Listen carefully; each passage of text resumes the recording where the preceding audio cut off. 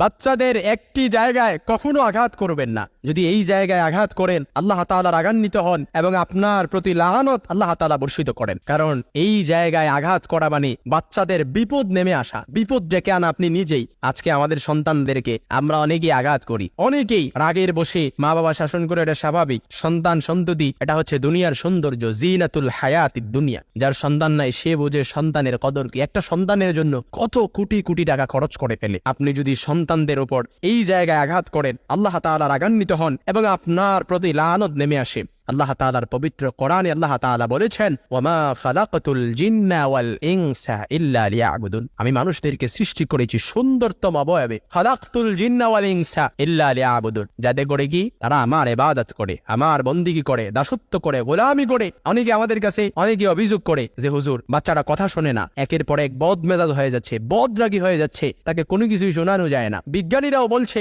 সন্তানের এই জায়গায় আঘাত করলে সন্তান প্রতিবন্ধী হওয়ার আশঙ্কা থাকে।